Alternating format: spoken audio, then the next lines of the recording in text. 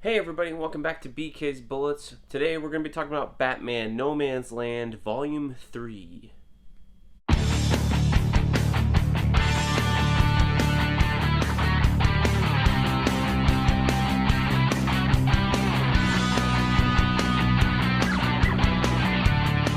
Hey everybody, and welcome back to BK's Bullets. As always, I am your host, Brent, and today we're going to be talking about Batman No Man's Land Volume 3.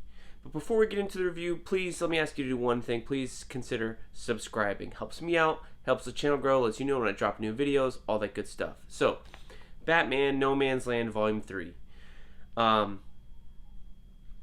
Like the last two volumes, this one was chock full of stuff that I haven't read before, simply because they've never, before these trades in 2016 or whatever, in the upcoming, 2-volume omnibus, there are many issues of the No Man's Land stuff that has never been collected before, especially not in the trades that I had from the early 2000s. That was a 5-volume set, and they were all pretty thin. These are pretty thick suckers, 18 to 21 issues a piece. So I was reading this, and I was like, I don't think any issue here in Volume 3 I had ever read. And looking back on it, it's true. There are no issues in here that I had ever read before. Mainly because I think they're not integral to the overall plot of No Man's Land. Overall, this volume is fine, but it's not as a good read as Volume 1 or 2, and this is kind of where the plot kind of suffers a little bit. Maybe the event's dragging on too long, or we have too many books that are taking part in the event. So you get stories in here that, while interesting, don't drive the overall story forward. I think the main thing in this volume that is crucial to read is there's maybe one or two stories with Bane in here, going up and setting up Two-Face for some stuff. It's written by Chuck Dixon, and Matt Broom is on art. And Matt Broom's art is good in some places, and then you get to some other faces, like, he draws a really interesting Bane and Batman and Robin, but then he starts drawing Two-Face, and you're going, well, that looks, pretty bad. I'm trying to find a bad, here's the Two-Face right here. It's pretty bad. But anyway, this is, maybe this two-part story was in the previous collections or whatever, but I'm not sure. Because I do remember Bane showing up, and then I remember him in like the middle of Volume 3 in the old trades, and then he showed up at the very end, but I don't remember anything he did. And man, that's where this comes in. So Bane is destroying the Hall of Records in Gotham City, because the outside interest, whoever he's working for, has some ideas about that. There's only one issue of Azrael in here. There's no Nicholas Scratch, so that's a departure from the last two volumes. I don't know I can't recall if we're done with Nicholas Scratch. Killer Croc is in the beginning and end of this book. That's pretty interesting. But there's really no standout story that I was really hot on, saying you need to read this volume or you need to track this volume down to read anything in it. Really, I think the two issues with Bane are the ones that matter the most. After that, I think the best story was there's a 3-parter with Robin in here at the very beginning, and I thought that was worthwhile. It's written by Chuck Dixon, as most Robin things were at the time. The art's pretty good. It's got Robin going up against Ratcatcher in the sewers and Mr. Freeze, trying to find a storage hoard of canned goods that people have been trading and have been out on the streets before.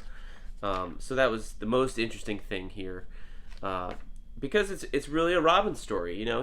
He's all over the place looking for this hoard, and he comes across this kid that he went to high school with that was a big D&D player, and is basically leading this group of other teenagers in the sewers because he's a big nerd like you and me, and he's imagined himself as a leader so many times that when the situation actually hit him, he became one, and I thought that was pretty cool. But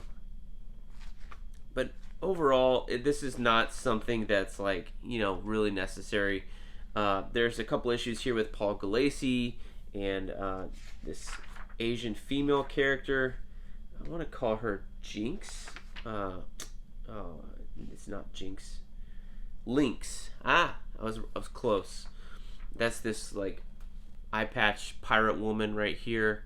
I don't remember reading her before. She's in Chinatown in Gotham, and Batman and her team up to try and save some children that are being starved, abused, taken advantage of, that kind of thing. They're working pedal bikes in order to make electricity.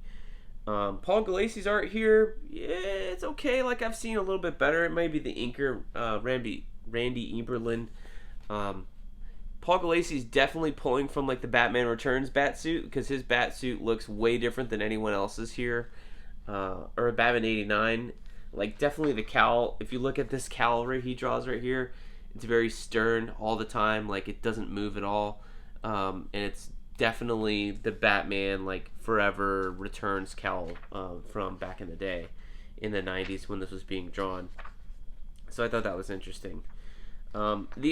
Maybe the main thing that you might want to pick this up or seek this out for is this maybe the first collected edition that has the first in-continuity appearance of Harley Quinn. So she had been introduced in the animated series in the 90s, and then she had like a mini-series. There was the adaptation of the Batman the Animated Series episode written by Paul Dini and drawn by Bruce Timm. That's a collected graphic novel now, but I think this is where she first appears in terms of like in canon continuity, interacting with the characters as they're going through things.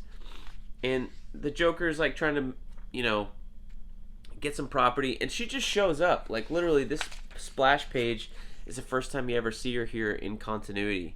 And it's like, who's that? I mean, I know her, you know her. It's hard not to know Harley Quinn at this point, but they're constantly telling you, oh, she used to be his psychiatrist. There are flashbacks to her as his psychiatrist, like they're giving her origin story here in this issue and the one following that. So it's definitely a little weird to read this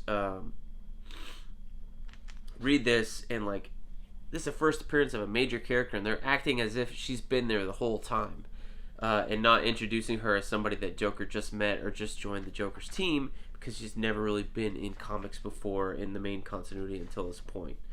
So, yeah, that may be the most noteworthy thing. But the best story in here is that Robin 3-parter at the very beginning.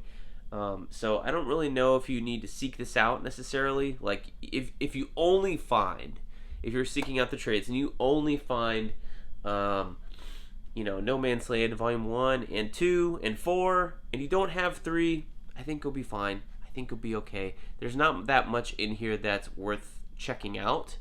And certainly you can go and find the single issues for these, or look at them digitally or something like that on Comixology if you would just want to read the stories that I recommended that are the best.